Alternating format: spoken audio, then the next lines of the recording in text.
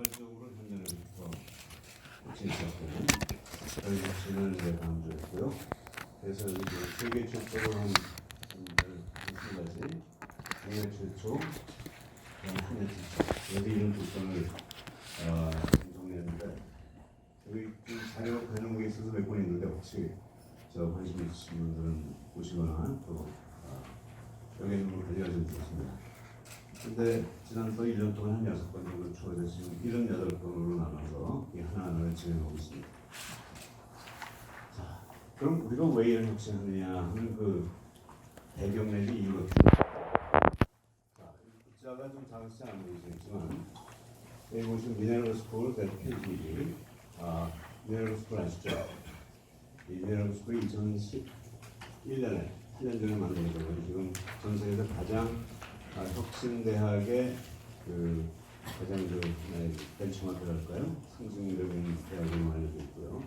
여기 UBS라는 대학은 스위스에 있는 대학인데 아까 그 미네랄 스쿨은 벤 넬슨이라는 이스라엘에서 10살 때 미국 와서 그 미국에서 사업을 하고 있는 사업가가 만든 대학이고요. UBS는 교수들이 모여가지고 만든 대학입니다. 근데 요거는 한국에 지금 10개 지금 그 사례를 찾았는데 첫 번째가 사디예요. 삼성전자의 디자인 대학 중에 하나가 있는. 그리고 여기 보면 치큰 대학이라고 BBQ에서 만든 대학 있죠. 그 외에도 여러 개 대학이 아닌 대학들이 여기 10개쯤 있습니다. 한국에. 사실 더 있을 것 같아요. 요거는 뭐냐면 사이버 유니버시티 대학인데 여러분 일본의 제일 부자가 누군지 아시죠? 손정의가 만든 대학입니다. 사이버 대학입니다. 그 다음에 비즈니스 브레이크스루 유니버시티. 이름이 재밌죠? 비즈니스 브레이크스루 유니버시티. 누가 만들었습니까? 오마이게리츠예요. 일본의 제일 유명한 컨설턴트죠. 그 사람이 참다 못해서 대학을 직접 만들었습니다. 이거는 애플 42는 프랑스의 가장 재벌 중에 가장 부자 중에 한 분이 그 제이비어 니엘이라는 사람인데 이 사람은 그 일리아드라는 우리나라 지금 KT SK텔레콤 같은 그 무슨 회사 창업주인데 이 사람이 만든 대학이 바로 애플 42고요. 여기는 장강상학원 제가 2년 동안 있었던 곳인데 이건 다름 아닌 리카신 이가성 회장이 만든 거고요. 또 마윈이 만든 대학이 있습니다. 호반대학, 후펀드아시아라고. 지금 마윈 회장이 호반대학을 만들었어요. 자, 저는 이런 걸 묵두발 가지고 네오 부티크 유니버시티라고 표현을 해봤는데요. 부티크 대학인데 전통적인 부티크가 아니라 이제 새로 출연하는 부티크 대학. 이게 지금 전 세계에서 전 한 수십 개 찾았지만 아마 수백 개, 수천 개가 있을 것 같아요. 여러분 이거 보셨어요? 저 이거 어젯밤에 봤는데 어저께 나온 기사입니다.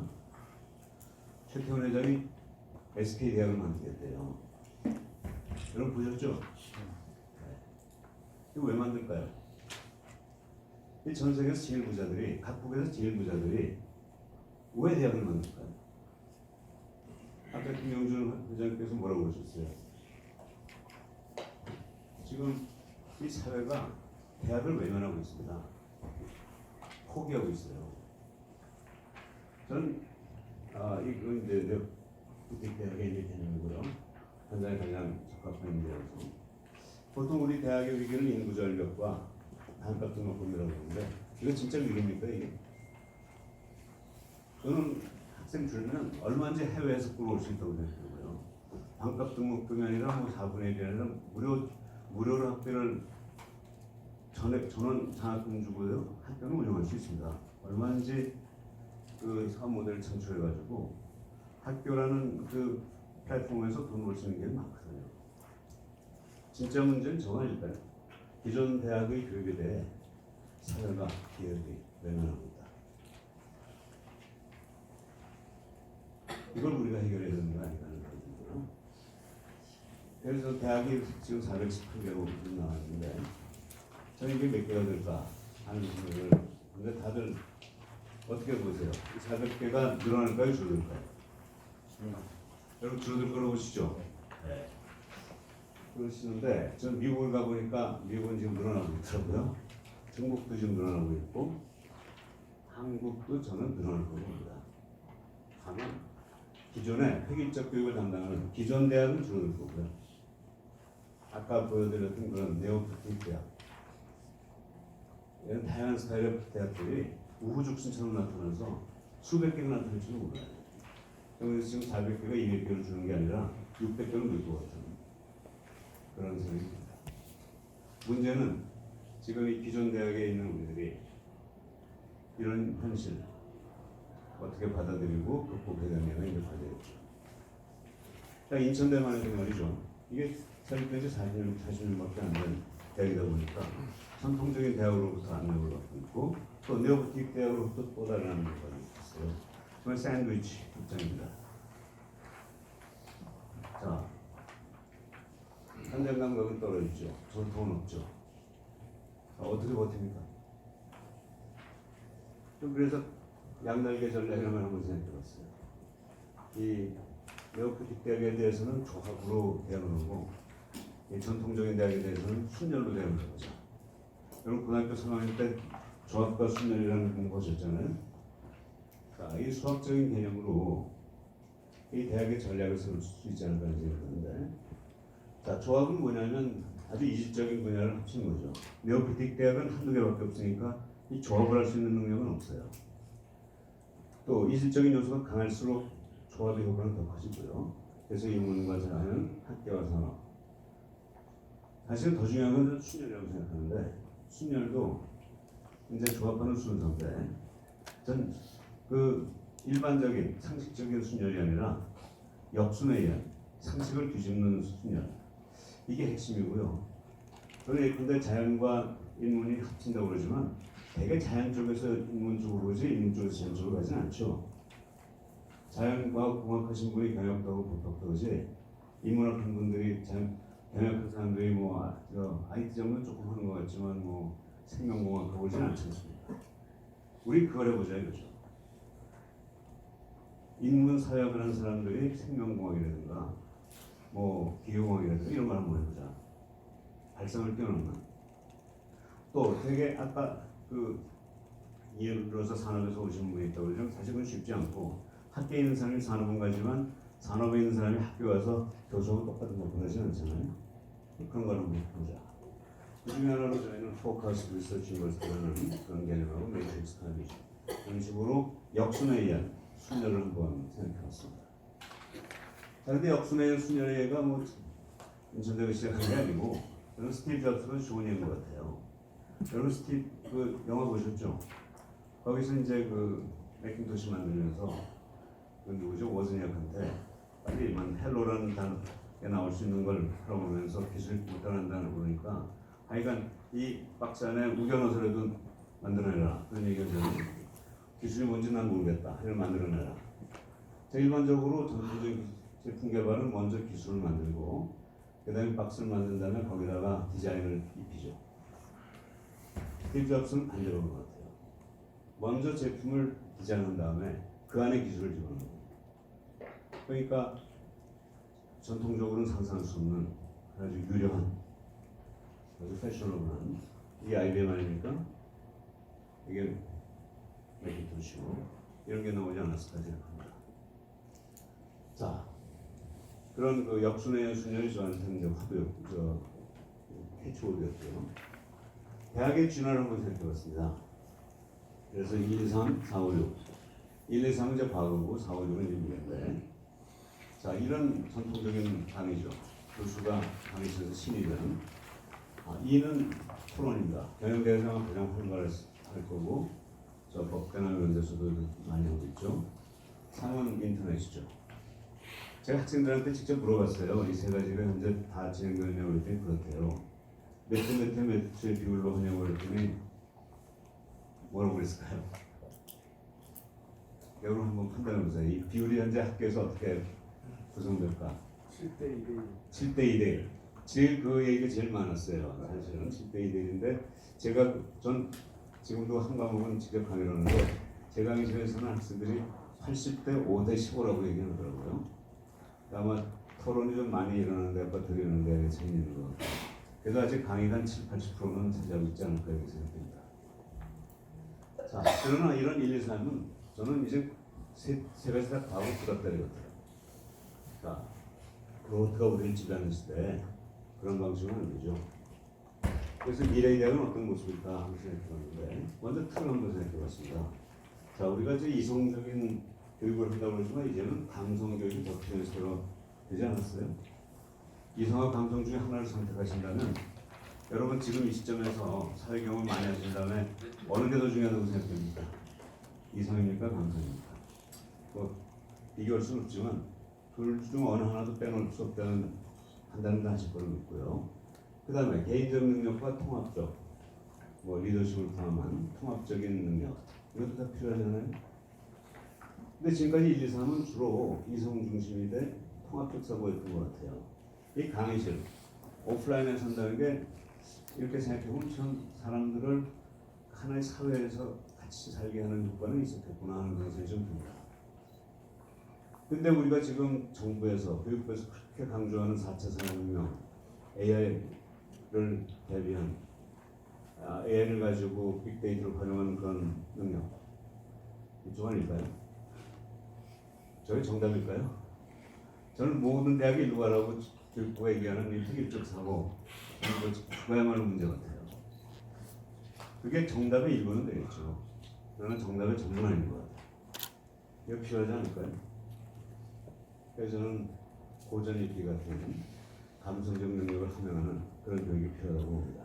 그래서 그 4.0, 5.0이라고 했을 때 4.0은 이제 인공지능을 타고 올라가는 거고 5.0은 그 이후에 필요한 창조력이나 인간다움, 뭐 이런 가치 판단 이런 걸 가르치는 능력이 필요하겠죠. 대학이 하나는 어디서 하겠습니까? 근데 문제는 4.0은요. 유다시티라는 그 기업 아시잖아요. 미국에 이 대학에서는 빨간 위치 보세요. 아마존 개발자가 프로그래밍 수업을 직접 가르치고 페이스북 데이터 사이언티스트가 빅데이터 가르치고 구글 마케터가 애플 마케터 가르치고 자 이런 교육기관을 대학이 어떻게 쫓아갑니까? 아마 이런데 교육기관에 가기 위해 기초를 학교에서 가르칠 수 있을 거예요. 그러나 그 기초를 가지고 현장에 가서 써먹을 수 있지 않겠습니까? 그래서 필요하지만 대학은 여기에서는 최선책은 아닌 것 같다 이런 판단이 들고요. 5.0은 그 세인트 존스 칼리지라는 그런 대학이 대표적인데 그 외에도 미국은 그 리버럴 아트 칼리지에서는 이 고전 읽기가 굉장히 중요한 공간입니다. 자, 문제는 저 오른쪽 위인데 저건 필요 없을까요? 그것도 필요하잖아요. 그래서 이건 6.0. 저는 이걸 충족시키는 유일한 방법은 나눔과 봉사밖에 없을 것 같아요. 그래서 개인적 아니라 통합적 사고, 강의실에서 밖으로 나가서 행동을 하고 지혜로 움직이는 데 행동을 했어요. 그래서 이 나눔 봉사사가 저는 지금 인천에서 조금 더 제가 시간이 있다면 이런 걸 하고 싶어요. 4학년 8학기 중에 한 학기를 아예 학교에서 떠나서 현장에 가서 봉사활동을 합니다. 6개월 동안. 6개월 동안 봉사활동을 하고 나머지 7학기는 학교에서 공부하는. 그래서 몇 년 하면 아마 대한민국의 학생이 인천대학 졸업생과 그 여타대학 졸업생으로 나뉘지 않을까 생각합니다. 한 학기를 봉사를 하는데 저는 충분한 가치가 있지 않을까 하는 생각을까요? 자, 좀 더 구체적으로 인천대학에서는 4.0은 연구에서, 5.0은 교육에서, 그리고 6.0은 봉사에서 이 세 가지로 이제 나눠서 진행을 해보는데, 자, 첫 번째 연구는 저는 여기서 이제 the first가 아니라 the best가 아니라 the only one. 뭐 1등 대학이 아니라 유일한 대학을 만들고자 하는 그런 생각을 해봤어요. 그 유일한 대학이 뭐냐? 뭐 아주 큰 대학들은, 종합대학은 모든 학문분야에서 교수님들이 연구를 하시고 탑전에 논문만 내면 그거는 아주 인정을 받죠. 학교가 각 교수한테 어느 분야를 연구해라 이런 얘기는 절대 할 수가 없죠. 그걸 Comprehensive Research University라고 그러죠. 그 다음에 MIT, 칼텍이나 카이스트 같은 데는 좀 분야는 좁아요. 인텐시브입니다. 그러나 또 교수는 자유죠. 어떤 논문을 쓰느냐는 자유입니다. 인천대는 그렇지 않고요. 교수님들은 자기 전공에서 자기 논문을 쓰지만 거기다 플러스 알파로 학교가 지정한 몇 개 분야에 집중적으로 연구를 같이 하자는 겁니다. 바이오. 그러니까 인문대학의 영문학과 교수가 바이오 논문을 쓰는 거예요. 사범대학의 교육학과 교수가 바이오 논문을 쓰고 경영대 법대는 그럽니다.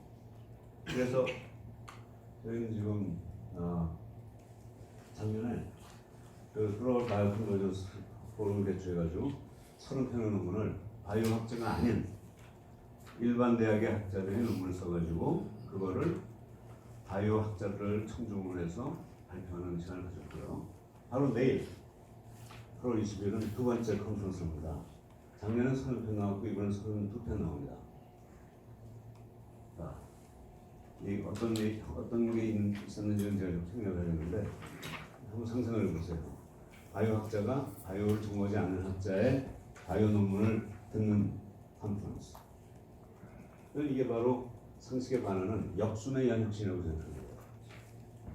이렇게 되면 전 세계 어느 대학에서도 못 쏟는 그런 연구가 이루어지지 않겠습니까? 근데 바이오만 하고 수 없으니까 지금 이제 5개 주제를 지금 적었는데요.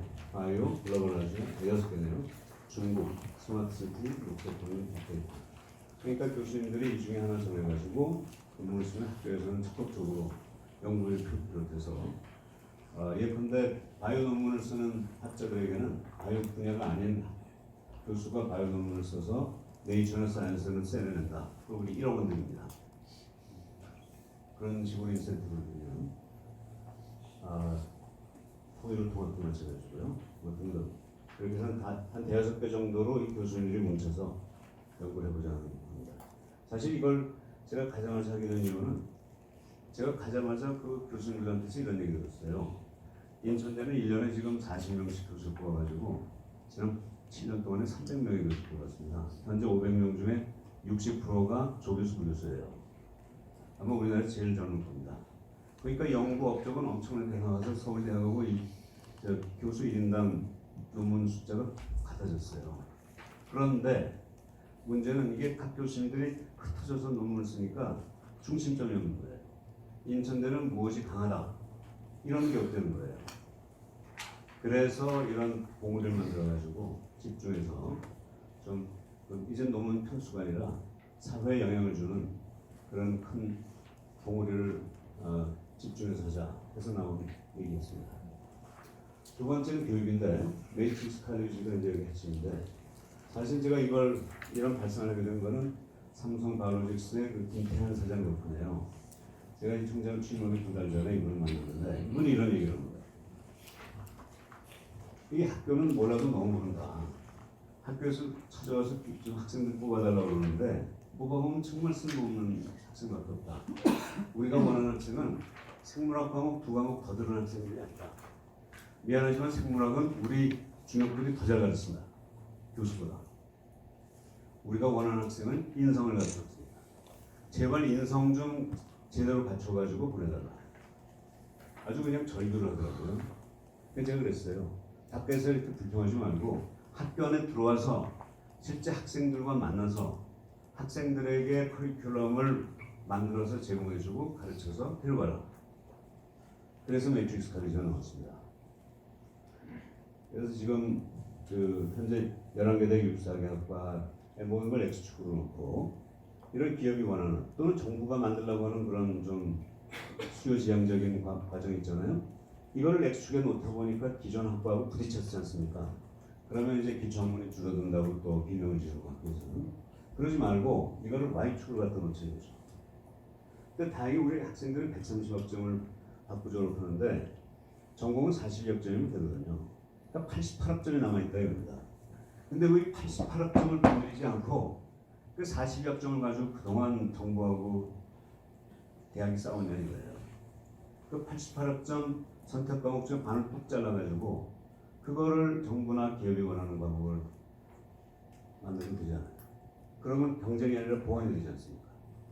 그래서 X축으로 들어와서 Y축에서 제공되는 학과 중에 하나를 선택해서 졸업하면 기초도 충실히 하고 사회에 필요한 공부도 하게 되고 물론 뭐 회사에 들어가지 않을 사람은 그건 안 하면 되는 거고요. 여기 핵심은 이겁니다. 대학의 교수가 학과를 설계하는 권한, 교권을 포기하고 그거를 기업의 학생들에게 직장을 제공하는 경영자한테 넘겨준 거예요. 그래서 제가 이거를 TH나 몇 군데 가서 발표한 걸 해봤는데 해외 가서 총장들이 이거 우리 학교에서 하고 있다고 그래서 제가 그 얘기를 했어요. 비슷한 거 있는 거 안다. 그러나 귀대학에서는 틀림없이 기업에서 제안하는 거를 교수가 귀로 듣고 교수의 말이나 손으로 만들 것이다. 교수를 거치지 않고 기업이 직접 와서 과정을 만드는 경우 당신 대학에 있느냐 그랬더니 아무 얘기도 안 하더라고요.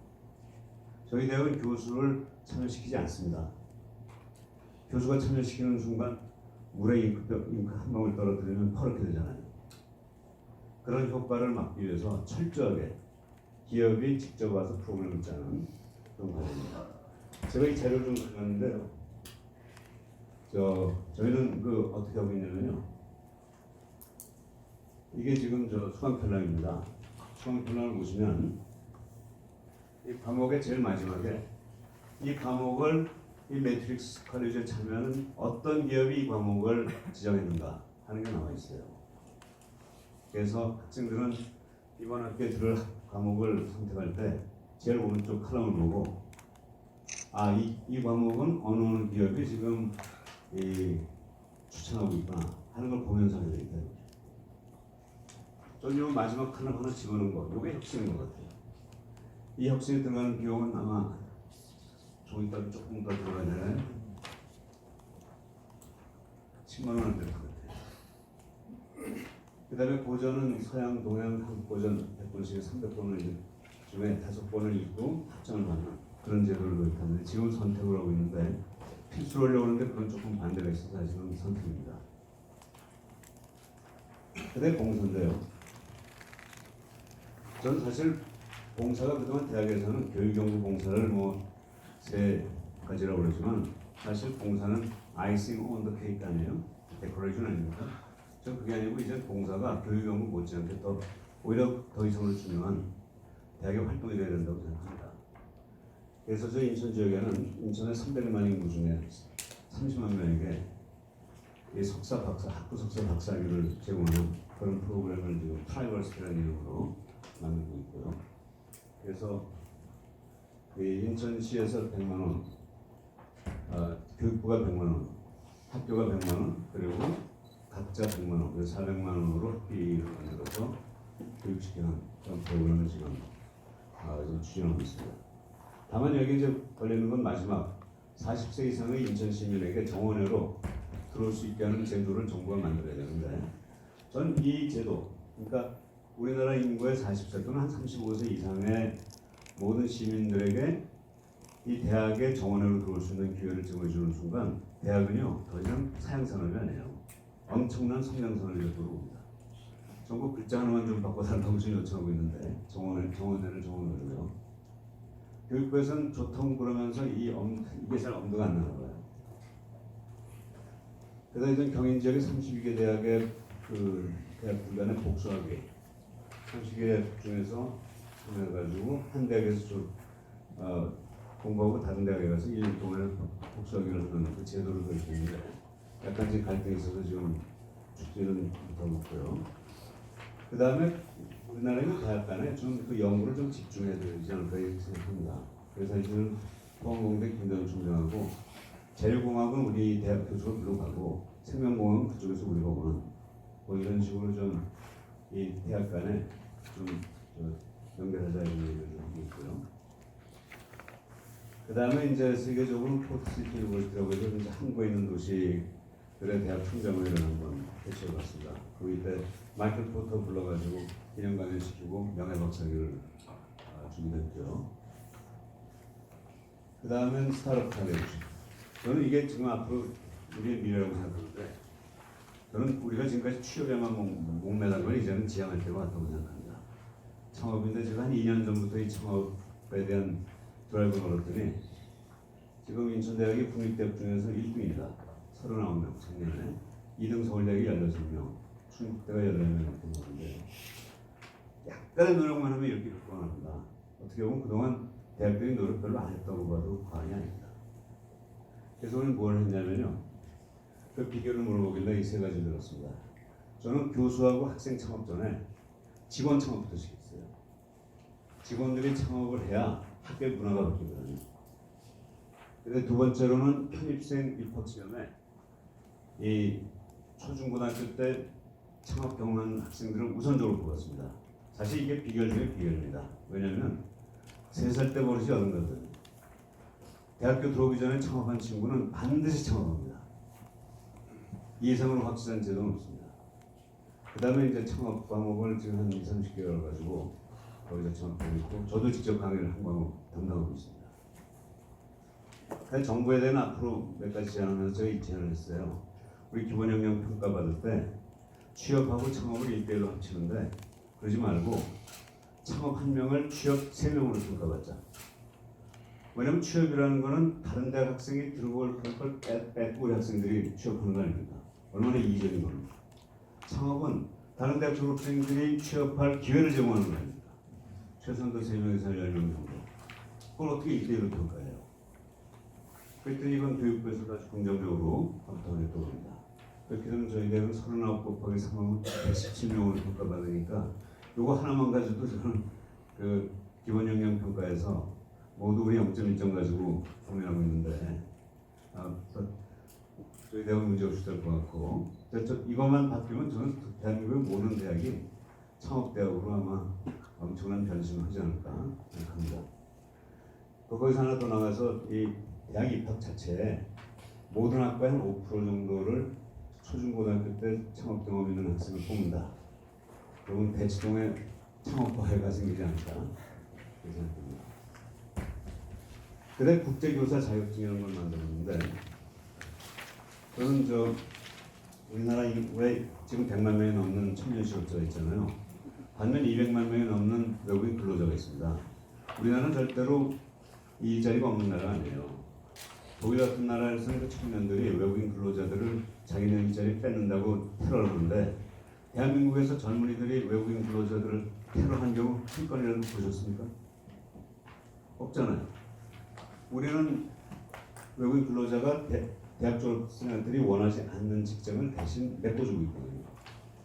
이 대학 졸업자들이 원하는 건 보람 있는 일입니다. 그래서 보람 있는 일을 일자리 쪽에서 만들어내는 게 아니고 이 청년 실업자들에게 국제교사 자격증을 줘가지고 전 세계 237개 국가가 들어오는데 그 중에 200개 국가가 대도이거든요. 그걸 한 10만 명만 교육시켜서 한 날에 500명씩만 보내자. 그럼 10만 명인데 자 그렇게 해서 10년만 하면 다 그 지역에 유지되고 제자들이 지도자 되지 않겠습니까? 그래서 2000년 전에 로마의 젊은이들이 제1차 세계화를 했고 200년 전에 영국의 젊은이들이 제2차 세계화를 했는데 제3차 세계화를 21세기의 한국의 젊은이들이 교육 나눔으로 한번 해보자. 그래서 이 제도를 만들었는데 정부에서 인천대를 국제교사 자격증 인증기관으로 해줘서 저희 지금 시작을 했습니다. 현재 지금 해외 파견 선교사들 그리고 태권도 교관 이런 사람들한테 우선적으로 좀 줘가지고 해외에서 선교 활동이나 이런 활동을 좀 쉽게 하는 그런 효과를 가져오려고 하고 있고요. 그 다음에 이제 대학 세계화입니다. 이게 여러분하고 연결이 될 것 같은데 인천대 보니까 학생이 많이 선명해요. 학부가. 전 우리 교수님들한테 그렇게 얘기했습니다. 앞으로 이 12,000명이 6,000명으로 되는 걸 각오하자. 저는 우수한 대학은 살아남고 좀 순위가 떨어진 대학은 없어지는 그런 일은 없으리라고 봅니다. 이 대학이라는 건 하나의 생태계거든요. 대학에는 좋은 대학도 필요하고 덜 좋은 대학도 필요해요. 큰 대학도 필요하고 작은 대학도 필요하고 이 다양한 대학이 필요합니다. 획일적으로 줄어들지 않습니다. 그럼 모든 대학이 다 학생이 반으로 줄어들 거에 대비해야 돼요. 문제는 인천대가 6,000명으로 학생이 줄어드는 순간 64개 학과를 유지할 수가 없습니다. 그럼 한 학과당 100명인데 그럼 1년에 25명 뽑아야 되고 그거는 학과 운영을 못해요. 그래서 공격이 아니라 방어용으로 6,000명이 줄어들 것을 대비해서 6,000명을 더 뽑아놓자. 외국인 학생으로. 그래서 저는 지금 이건 정말 방어입니다. 한격이 아니고. 그리고 또 인천대 학생들은 이제 글로벌 시대에 맞는. 저는 좀 성공적으로 서울대는 국내에서 국내 경쟁력이 1등해라. 인천대는 국제 경쟁력이 1등하겠다. 이런 식으로 되고 있고요. 그래서 현재 학생이 400명밖에 없어요. 여기 학생이 지금 400명, 6,000명으로 내려보자. 더 중요한 건 이거죠. 현재 55개 국가에서 와 있는데 이걸 200개 국가에서 오면 정말 다양하게 193은 유엔의 회원국입니다. 유엔 회원국보다 더 많은 나라에서 오는 캠퍼스를 만들어보자. 그래서 저희 외국인 학비 학생 학비를 5배로 늘렸습니다.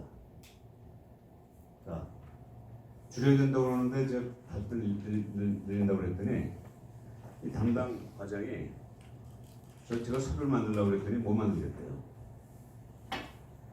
저래 딱 학생 한 명도 안 오면 어떡하냐고. 어떻게 하면 좋겠냐고 그랬더니 자리를 바꾸겠다고 그러더라고요. 그래서 제가 그분을 딴 부서로 돌리고 딴 분을 모셔서 학비 5배로 올리는 이 결정을 했습니다. 그러나 경제적 여유가 없는 학생들을 위해서는 엔터프라이즈 캘리퍼레이터 제도를 도입해서 이 부모들의 그 재산과 소득을 거의 집어넣으면 장학금이 나오는, 그러니까 장학금으로 2,100만 원을 낼 수 없는 학생들에게 그 학교를 다닐 수 있게 하는 제도를 만들었고요. 그 다음에 우리나라에 113개국의 대사관이 있습니다. 그래서 113개국의 대사들한테 1년에 한 명씩 추천하는 학생을 장학금을 주기로 했고요. 그 다음에 또 우리나라에 와 있지 못한 그 대사관을 보내지 못한 나라를 위해서 명예형제도 있습니다. 한국 사람인데 그 기업인들이죠. 148명이 있어요. 그분들에게도 자기가 맡고 있는 나라에서 한 명씩 추천을 받으면 장학금을 주기로 해서 이렇게 여러 나라를 지금 오고 있습니다. 또 세계 군인 체육대회가 138개 국가에 지금 있는데 거기에서도 한 명씩 받기로 했고, 이번엔 가나라는 나라에서 지금 한 명이 왔는데 알고 봤더니 그 아버지가 다음번 대통령 후보라고 그러더라고요. 그러니까 이렇게 하면 아주 우수한 학생들이 올 수 있다 이겁니다. 전 세계에서. 저희 학교에서는 모든 공문을 한영어로 두 줄로 합니다. 그런 문화를 만들기 위해서. 그 다음에 홈스테이 프로그램 같은 걸 만들어서 추석이나 구정에는 학생들이 홈스테이 안 걸리게 해주고요. 아예 한국 학생들을 더 이상 코리안 스튜던트, 인터내셔널 스튜던트로 부르지 말고 코리안 스튜던트도 인터내셔널 스튜던트 who have come from a country called Korea. 이런 식으로 해서 한국 학생들도 국제 학생하고 똑같이 되어버리자 이거죠. 그래 한국 어학원을 세웠는데 우리가 이미 있었는데요. 지금 22개월부터 1,835명이 있었는데 1년 반 전에 그 한국어학원의 학생 수가 123명이었고 우리나라에서 83명이었습니다. 근데 지금은 교사 수가 160명이고 학생이 지금 1,835명까지가 있고요. 1년 반 만에 15배가 늘었고 지금 9월 입학 예정자가 2,100명이라서 지금까지 아마 고려대가 제일 많았는데 인천대가 아마 2등 될 것 같습니다. 1년 반 만에 올린 실적인데 이게 가능하더라고요. 그 이유를 좀 밝혀달라고 해서 제가 좀 정리를 했는데 송도가 아주 기맥힌 위치고요. 그 다음에 법인공립대학의 위상이 중요하고 철저한 학생 관리를 해서 우리 재율이 지금 1% 미만으로 제일 낮은 수준 중에 하나입니다. 또 학비가 우리 상대적으로 좀 낮고요. 또 장학금을 여기서 졸업하면서 4등급 받으면 70%, 6등급 받으면 100% 장학금을 주고 있고요. 교사가 전원 석사 이상이고 박사가 20% 됩니다. 앞으로는 K-POP 콘텐츠를 활용해서 학술교실 개발하고 등등. 그리고 현재 해외 분원 50개를 지금 20개국가에 설치하려고 하고 있는데 현재 17개, 작년 9월부터 시작해서 17개 분원을 설치했습니다. 바로 지난주에는 인도네시아가 상영했고요. 그리고 현재 9개 진행 중인데 첫 해에 17개 했으니까 또 1년 동안에 한 13개에서 50개 채우지 않을까, 채울 수 있지 않을까 이렇게 생각합니다. 근데 이 현지 분원 설립 핵심은요. 17개 만드는데 학교에서 돈이 얼마 들었을까요? 1원도 안 들었습니다. 저는 이제 이 제주는 고비 넘고 도는 왕성을 건다. 우리 김용준 교수님이 중국의 최고의 전문가이신데 저도 2년 가서 보니까 중국을 알겠더라고요. 이 중국의 심성을 이해하면 중국 사람들과 이런 게 쉬워져요. 자, 이 중국 사람들이 이런 심성 가지고 있잖아요. 그럼 이걸 그대로 받아줘야 되죠. 그래서 그 파트너 대학이 돈을 엄청 벌게 해드려야 됩니다. 그거 우리 돈 나누자고 하지 말고. 그래서 우리는 돈 1원도 투자하지 않고 그쪽에서 다 투자해서 100% 오너십 갖고 우리는 그래서 거기서 1원도 안 가져온 거죠. 교재나 이런 거 전문 부상을 드리고 그냥 불출이라는 제도를 사자성어를 만들었어요. 이게 성공하면 고사성어로 합격합니다. No investment in, no profit out. 근데 카필 레프트로 해가지고 우리 교재, 교육 프로그램 전부 무상으로 드리고 그러니 뭐 줄을 쓸 수밖에 없죠. 우리 1원도 들지 않고 돈이 드는 게 5만 원 듭니다. 이제 간판 하나씩 만들어서 보내드려야 되니까 우수 학생들한테는 4급 70%, 6급 100% 장학금을 드리는 파이프라인으로 이용하는 거죠. 그게 바로 저희 그러니까 한 50개 정도 만들고 시간만 있으면 전 지금 공자학원이 57개 국가에 174개 나가 있는데 한번 200개도 만들어서 세종학원보다 훨씬 많이 나올 수 있을 것 같은데 세종학원과 파트너십을 하던 기관들이 전부 저희 교육을 주고 있습니다. 세종학원이 워낙 뷰로크래틱 해가지고 좀 힘들대요. 근데 마지막은 이 랭킹입니다. 한번 신문에서 보셨겠지만 지난 7월 4일 5일에 대학교에서 한자대학 공명회의를 했는데 70여 개 국가의 총장들이 와가지고 함께 이제 결정한 게 랭킹 시스템인데 여기 지금 5개 랭킹 시스템이 있습니다. 이게 THE, QS, 상하이 자원통대학의 랭킹 시스템이고 US 뉴스 앤 월드 리포트, 델로이트. 근데 보시면 세 가지 면에서 이 랭킹 시스템의 평가 기준에 문제가 있어요. 첫 번째 contribution to industry, 산업에 대한 공헌인데 보세요. TH의 2.5%, QS의 10%, 3, 4번은 없고 로이터의 한 22% 정도 산업에 대한 영향, 산업에 대한 공헌을 평가하고 있습니다. 거의 안 하고 있다고 볼 수 있죠. 두 번째, entrepreneur spirit, 창업.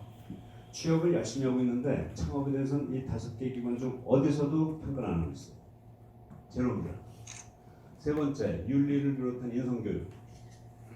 제로입니다. 그러니까 돈 많이 버는 어느 대학이 돈 많이 버느냐 이것만 따지고 있었던 거예요. 그동안. 전 이런 랭킹 시스템에 쫓아가는 거는 그 안델센의 그 우화, 벌거벗은 임금하고 똑같다고 생각해요. 우리 몸에 안 맞는 랭킹 시스템을 따라가다 보니까 대학 자체가 다 모든 목표가 왜곡이 되잖아요. 교육부마저도 왜곡이 됩니다. 그러다 보니까 어떤 5가지 어떤 기준은 10개 대학은 다 똑같아요. 보시면 하버드 다 들어있죠. 스탠포드 다 들어있고 MIT 다 들어있고 옥스퍼드 케임브리지 다 들어있고 이게 무슨 랭킹입니까? 그래서 저는 저희 그 한자대학 공무원위에서 새로운 랭킹 시스템을 만들자. 그래서 세 가지 기준으로 첫 번째는 순수한 학술 논문도 좋지만 그거는 한 200개 대학이 그 TH, QS랑 알아서 하고 나머지 29,800개 대학은 전 세계 3만 개 대학 중에서 우리랑 같이 이 R&D가 얼마나 산업에 응용이 되고 있는가, 또 취업보다는 얼마나 많은 창업을 지금 유도하고 있는가, 또 돈 버는 기계 양산하는 교육이 아니고 윤리 교육을 얼마나 잘 시키고 있는가, 이 세 가지 기준으로 해서 평가를 받자 이거죠. 또 이걸 합쳐서 한 랭킹이 아니라 하나하나 따로따로 랭킹을 매기자. 이래서 지금 글로벌 탑 100 우리라는 걸 만들었어요. World Universities with Real Impact. 그래서 내년 5월에 한자동맹회의 3차 회의가 있는데요. 1차 회의가 작년 네덜란드에 있었고 2차 회의가 이제 인천에서 있었고 3차가 애리조나에서 있는데 여기서 첫 번째 랭킹 시스템을 발표하기로 했습니다. 근데 이 한자대학 동맹과 이 우리의 핵심은 4가지입니다. 커스모니티죠. 철저하게 고객 중심으로 가자. 그 나라 정부가 인정한 대학을 평가하지 말자. 고등학교 졸업생들이 그 이상의 교육을 받기 위해서 가는 모든 곳을 우리는 인정하자. 그러니까 우리는 사디 같은 걸 평가하자 이거예요. 미네르바 스쿨 미국 교육부에서 인정받지 않은 대학입니다. 그러나 그 대학에 더 많은 학생들이 간다면 최근 미네르바 스쿨을 갔거든요. 자, 그런 게 진짜 평가 대상 아니냐 이거죠. 그러니까 더 이상 정부의 인증 여부는 우리 따지지 말자. 두 번째는 practice, 현장 중심의 그런 평가를 하자. 세 번째는 external orientation. 그러니까 한자대학동회의의 교간의 교류가 중요한 게 아니라 이게 플랫폼이 돼서 전 세계에 있는 대학들을 아우르는 그런 역할을 하자. 그다음 마지막으로 learning orientation. 그건 뭐냐면 우리가 이제 통계 자료를 가지고 그동안 평가를 했는데 더 이상 통계 자료는 단 한 개도 수집하지 말자.